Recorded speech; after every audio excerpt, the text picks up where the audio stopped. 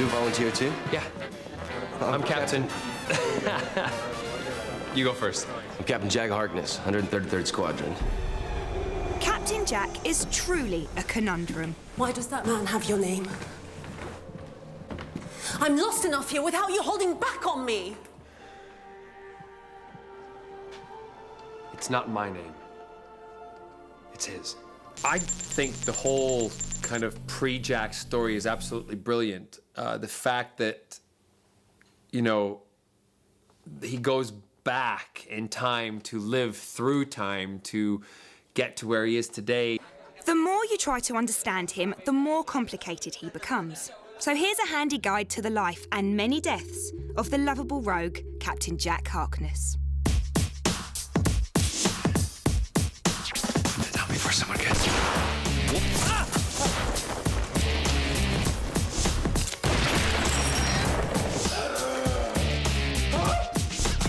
Why aren't you dead yet?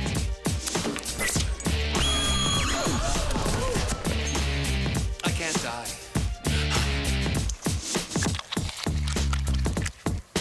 I can't die. Okay. But I can't. He's dead. Captain Jack probably has the most complicated history of any character. For a start, he was in the time agency and travelled all over the place. And now we've said that actually he went from the year 200, 100 to 1869 and then lived through the whole 20th century.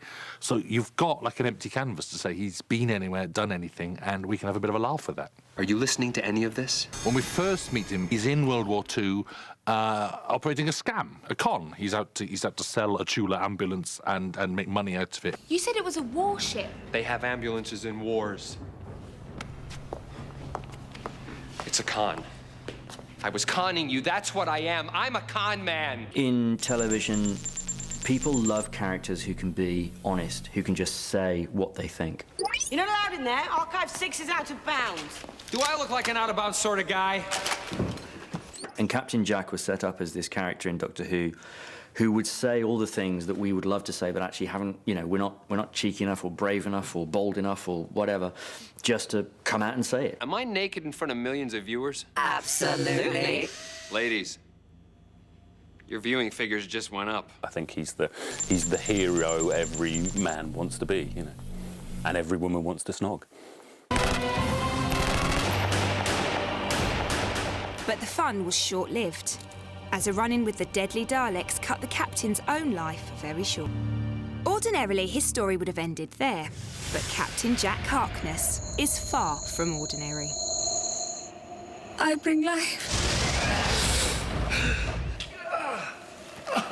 He's then abandoned in the year 200, 100 for reasons that we don't know at the time, but he's left now. He discovers, having been brought back to life by Rose Tyler, God, this is complicated, that he's now immortal. She didn't just bring him back to life, she made him live permanently.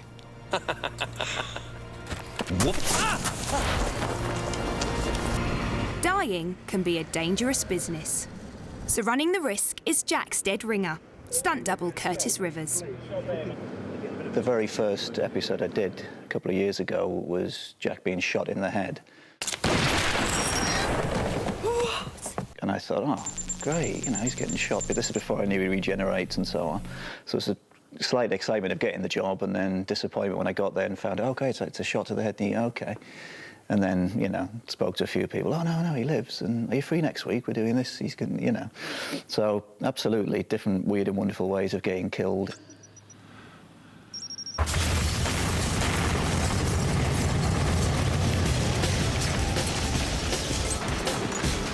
He's met many grisly ends at the hands of his evil enemies.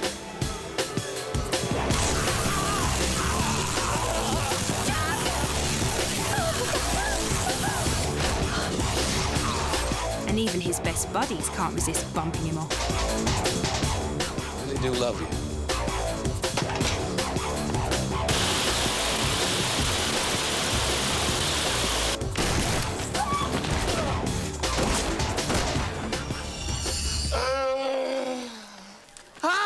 Oh, not again. After his immaculate resurrection, Captain Jack returned to the 19th century. He's coming, the one you're looking for. where it took him another 138 years before he saw a doctor. The century will turn twice before you find each other again. Ooh, are you for real? You mean I have to wait 100 years to find him? That's quite a waiting list. What'll I do in the meantime? Back in 1899, his death-defying tricks attracted the attention of a very Victorian Torchwood.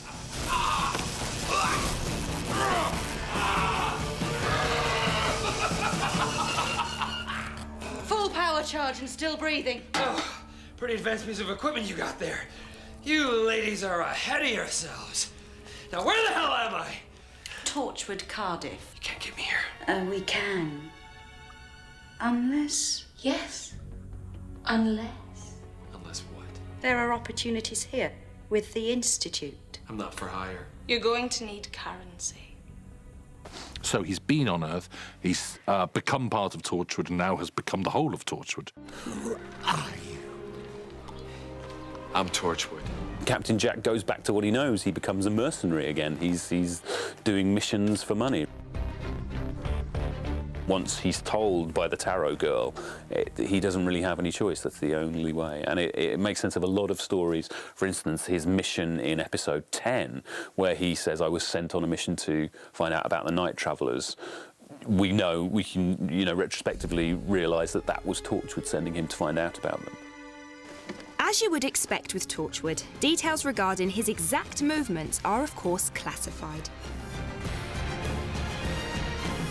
What we do know is that in 1907 he had a harrowing time with the army in Lahore. 15 men with me in charge. Then we had a tunnel. Then came the silence.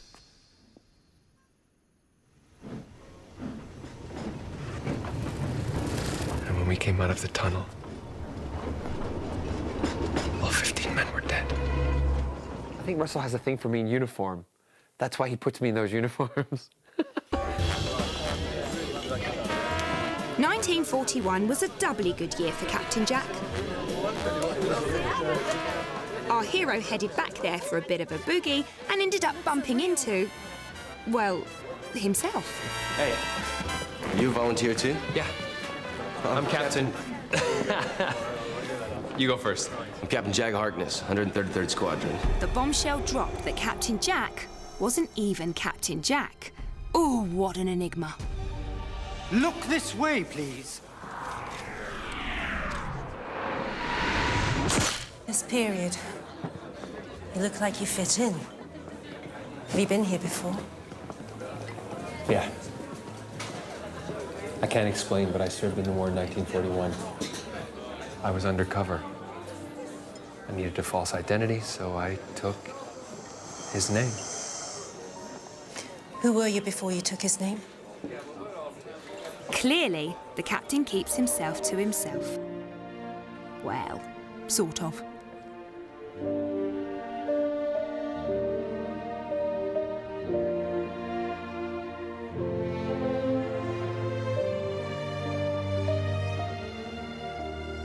Captain Harkness may be a habitual flirt. Jack, Oh, God! But it seems that throughout time and space, he has had some meaningful relationships. A character who can never die, it's a bit of a double-edged sword, actually, because the writers can have great fun coming up with new ways of killing Captain Jack. But the problem is the audience never really feel that he's under any jeopardy. They always know that, well, if he falls off a tall building or if he gets shot in the head or if anything happens, then he's going to come back to life. So where's the problem, you know? Where's the jeopardy? Where's the danger? And so we have to be careful to make sure that the other members of the team are put in jeopardy.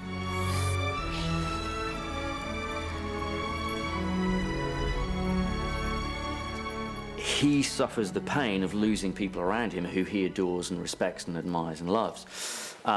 So in that way, he's emotionally vulnerable. He has to live on while others around him are dying. wasn't your dad that was in love with her all those years ago, was it? It was you. We once made a vow that we'd be with each other till we died. Clearly then, Jack's in no need of the funeral march. But matching music to his life, and many deaths, is mightily important.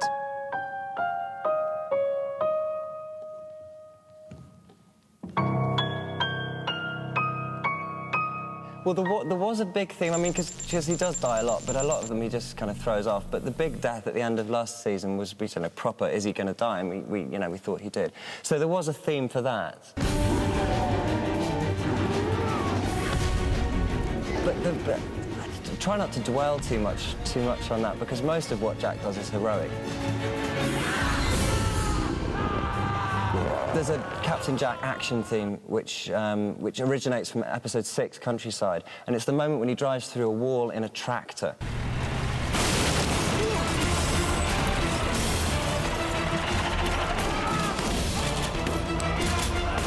It was because of the fact that he's driving through a wall in a tractor, so I thought it would be quite funny, and it was late at night, so I thought, here he comes in a ruddy great tractor. So it goes, here he comes in a ruddy great tractor.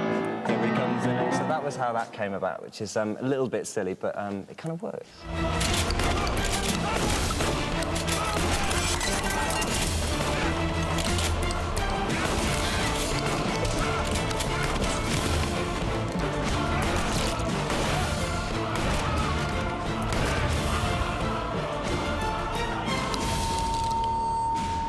Torchwood tends to have a mixture of music. It's always got the pounding action Torchwood-style music with the guitars and the drums and the strings and that kind of thing. But then in every episode, there's always for me, there's always a kind of emotional pull, and there's always a character. Like, we had a specific theme for Grey. Born on the Beauchesne Peninsula in the 51st century, the young Jack lost his brother. Take Gray. Right. My little brother. A burden he would carry with him for the rest of his immortal life.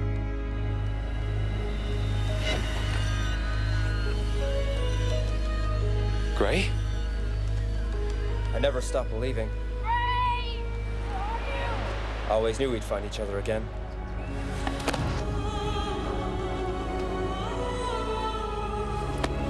I'm sorry. Sorry's not good enough.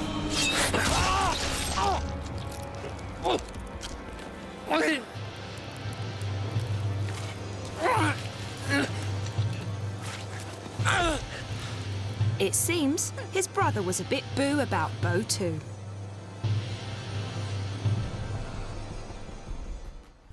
This is Cardiff, 27 AD. And this is where it gets a little complicated. The city will be built here over the next 2,000 years. Your grave will be the city's foundations. Your blessing of life becomes a curse. I remember explaining the story to Eve and to Naoko, where Captain Jack gets buried in 27 AD in Cardiff, gets dug up in 1900, asks Torchwood 1900 to be put into the morgue so that he can wake up in 100 years' time. I've crossed my own timeline. I can't be allowed to meet myself. But a lot of lives depend on this. You'll be protecting the future. That's what you're here for, isn't it? Meanwhile, his other self is living through the 1900s, working for Torchwood. And so basically there are two Captain Jacks in the 20th century. And now I need you to put me in the morgue. Freeze me. Set the alarm to defrost in 107 years' time. You try explaining that to somebody when they're about to go off and shoot a scene. They've got 6 scenes in their head that they're trying to film, and they're trying to think of the character they're playing, and they're about to go on, and they're really only 3/4 listening to you because they're also in makeup and also in costume. And by the time I got to the whole, and then he's back in 27 AD, and then he puts himself in the morgue, and then there were blank faces all round. I don't know what you're talking about. But once you actually sit back and think about it, it's not obvious.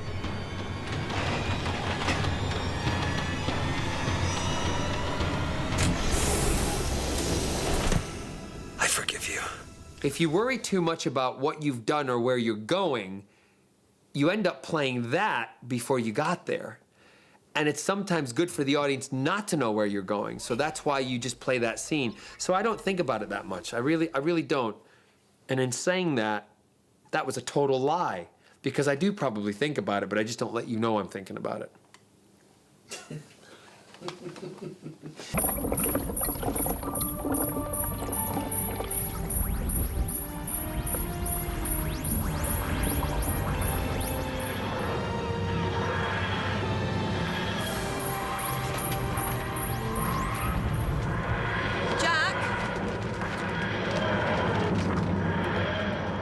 Jack?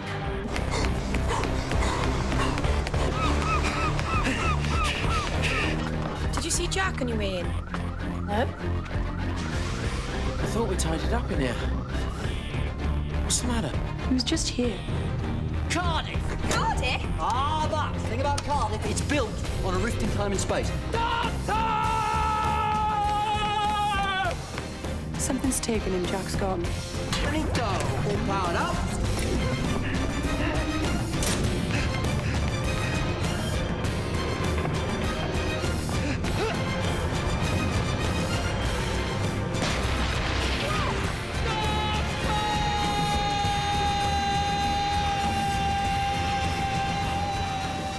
The Doctor's not entirely comfortable with seeing Jack again. Doctor? Captain? Obviously, this is fairly explicit in the fact that he tries to escape from modern-day Cardiff when he knows that Jack is coming. Good to see you. And you? I've been following you for a long time. You abandoned me. Obviously, he's figured out what happened back on Satellite 5. How long have you known?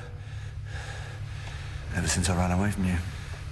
He's reacting against this kind of breach in the laws of physics that Jack now represents. When did you realise? Earthings. So what will 5 billion years of not being able to die do for the captain's complexion? I remember Phil Collinson came up to me and said, "You're getting a script for episode 13, it's coming out tomorrow." I said, "Oh, great." And he said, "There's something at the end that made me laugh for 20 minutes. And I thought, what else is he talking about? And then, of course, you come across it. What happens if I live for 1,000,000 years? I really don't know. Okay, vanity, sorry. Yeah. Can't help it. Used to be a poster boy when I was a kid, living in the Beauchesne Peninsula. Tiny little place. I was the first one ever to be signed up for the Time Agency. They were so proud of me. The face of Beau, they called me. I'll see you. Just when you think you've got your head around who the Harkness is, he blows your mind all over again. Can't be. No. Definitely not, no. No. Of course, it all makes sense. And I immediately phoned up Russell. I said, when did you put all those pieces together? It's that I thought of that face of both thing. I thought that about a year ago, I think. Just tying up all the strands. So David kept asking me, kept saying, "Have you read it yet? Have you read it yet?" I'm like, "No, dude, I haven't read it yet." Why? And he's like, "There's the biggest surprise in it, and it's gonna..." And I was like, he said, "I want to tell you, I want to tell you." I'm like, "No, don't tell me, don't tell me. I don't want to know. I want to be surprised." So one lunch break, when the script was finalized, I sat down, I read it, and I literally screamed in my trailer, ran to David's, banged on the door, and he opened the door, and he went, "You read it?" And I went, "Yes, and it's brilliant. I don't believe it." He's like, "It's so cool, isn't it amazing?" Very funny that John Barrowman ends up as a big rubber heat in a jar. It's going to happen to you, John. Be careful. Well, whether or not he ends up in the jar, right now Jack's got a team that certainly needs him to be headstrong.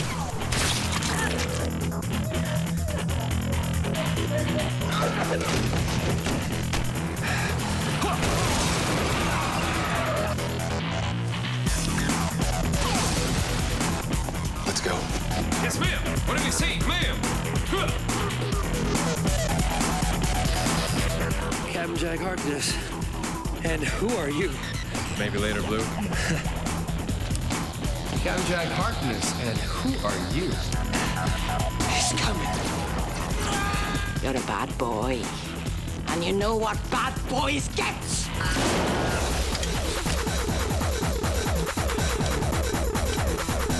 How's that for a shapeshift?